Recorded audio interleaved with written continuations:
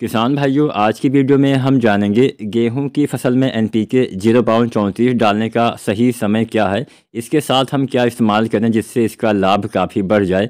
एकदम कंप्लीट और सही और वैज्ञानिक तरीका मैं आपको बताने वाला हूं। तो आज की ये पूरी वीडियो किसान साथियों देखिएगा। और कोई भी आपके मन में सवाल हो, कोई भी डाउट हो तो आप कमेंट भी कर सकते हैं। हम कमेंट के माध्यम से जो भी सवाल आते हैं उसका जवाब जल्द से जल्द देने का पूरा प्रयास करेंगे। और चैनल को अगर अभी तक आपने सब्सक्राइब नहीं किया है तो SRJ किसान चैनल को आप सब्सक्राइब भी कर लीजिए। ऐसे ही समय समय पे आपको खेती बाड़ी से संबंधित वीडियो देखने को मिलती रहेगी। आप हमें कमेंट के माध्यम से यह अवश्य बताएं कि आपकी गेहूं की फसल अभी कितने दिन की हो गई है, ताकि हम उस हिसाब से वीडियो बना सकें। तो चलिए ज़्यादा समय नहीं लेते हैं, वीडियो स्टार्ट करते हैं। किसान साथियों, सबसे पहले हम थोड़ा चर्चा करते हैं 0.34 के बारे में।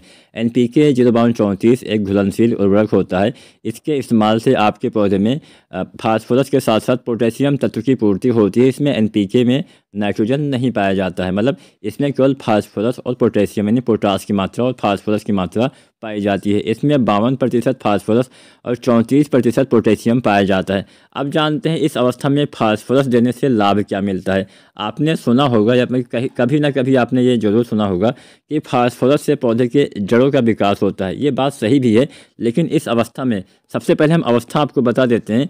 गेहूं की फसल में NPK 0.34 का इस्तेमाल बालियाँ निकलने से पहले गबोट अवस्था में, गोब की अवस्था, गर्भावस्था जिसको हम बोलते हैं, उस अवस्था में करना होता है। यह अवस्था वैरायटी के हिसाब से आगे पीछे भी हो जाती है। तो अगर मैं बोलूँ कि हाँ 60 से 70 दिन पे आ जाएगी तो गलत हो सकता है, 70 से 75 दिन पे आएगी तो भी गलत हो सकता है। तो यहाँ पे मैं कोई आपको टाइम नहीं बताऊँगा, लेकिन हाँ आपको इतना ध्यान रखना है कि जब आपके पौधे में जो तने होते हैं, तने की मोटाई थोड़ा सा बढ़ने लगे, तने में थोड़ा सा गोलाई आने लगे, आप कोई एक तना बीज से तोड़ के देखिएगा तो उसमें बहुत छोटी सी पतली सी बाली आपको नज़र आए, तो समझ लीजिए कि हाँ यही आपकी गेहूं की फसल की या फिर धान की फसल की भी ऐसे ही आती है गबोट अवस्था। तो यहाँ पे गबोट अवस्था में आपको इस NPK का इस्तेमाल करना है। बहुत से किसान भाई क्या करते हैं कि जब बालियाँ निकलने वाली होती है तब इस NPK का इस्तेमाल करते हैं, जिससे उनको अच्छा लाभ, ज़्यादा लाभ नहीं मिलता है, क्योंकि इसका काम बालियों के विकास में सहायता करना होता है। जब बालियां बाहर निकलने वाली होती हैं या फिर निकल चुकी होती हैं तो उस समय डालने से लाभ, ऐसा नहीं कि हाँ लाभ नहीं मिलेगा, लेकिन बहुत ही कम मिलेगा। तो यहाँ पे मैंने समय आपको बता दिया, बालियां बनते समय इस्तेमाल करना है, ना कि निकलते समय।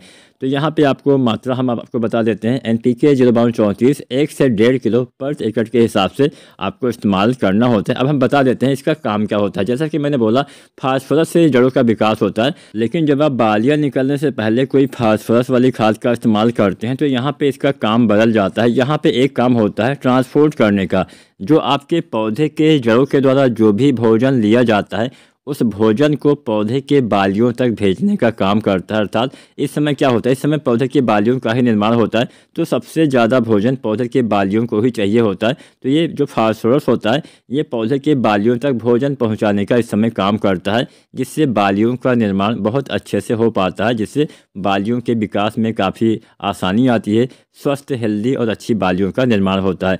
तो एक काम तो हो गया फास्फोरस का। इसके साथ साथ इसमें पोटेशियम भी पाया जाता है। तो पोटेशियम के कार्य तो आपको पता ही होंगे। पोटेशियम से फल फूल दाने का विकास बहुत अच्छे से होता है। पोटेशियम फूल खिलाने में, दाने बनाने में काफ़ी मदद करता है। इसके साथ साथ तने को भी मजबूत करता है, जिससे आपके पौधे गिरते नहीं हैं।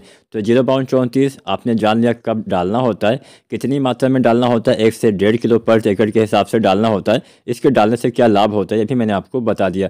अब बात करते हैं इसके साथ क्या डालना चाहिए। इसके साथ सबसे ज़्यादा और कॉमन चीज़ हम इस्तेमाल करते हैं बोरोन।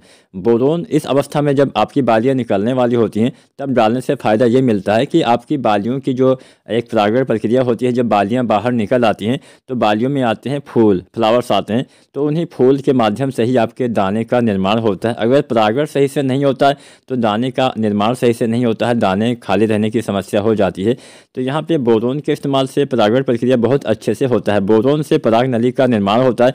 बोरोन का एक काम ये भी होता है कि आपके पौधे में जड़ों के द्वारा जो भी अवशोषित किया जाता है, चाहे कोई खाद हो चाहे कोई पानी हो, इस अवशोषण वाली प्रक्रिया में जो भी तत्व आपके पौधे लेते हैं उनको पौधे के सभी भागों तक पहुंचाने का काम बोरोन का होता है। अर्थात बिना बोरोन के पौधे का जीवन चक्र ही पूरा नहीं हो पाएगा। तो बोरोन बहुत ही आवश्यक तत्व होता है आपके पौधे के लिए। तो बोरोन 20% वाला जो आता है लगभग 100 ग्राम या अधिकतम 125 ग्राम मात्रा पर एकड़ के हिसाब से जब आप NPK 05234 डालते हैं तब इस्तेमाल करेंगे, बहुत ही अच्छा लाभ मिलेगा। आपके पौधे में अच्छे से भोजन बनेगा, आपके पौधे में अच्छे से बालियों का निर्माण होगा, आपके पौधे में अच्छे से परागण होगा, जिससे आपके समस्त बालियों में गेहूं के अच्छे से दाने आएंगे, स्वस्थ दाने आएंगे। उम्मीद है आज की जानकारी, आज की वीडियो आपके लिए उपयोगी साबित होगी। कोई भी आपके मन में सवाल या सुझाव हो तो आप कमेंट करिए और चैनल को सब्सक्राइब नहीं किया है तो SRJ किसान चैनल को सब्सक्राइब जरूर करें। धन्यवाद।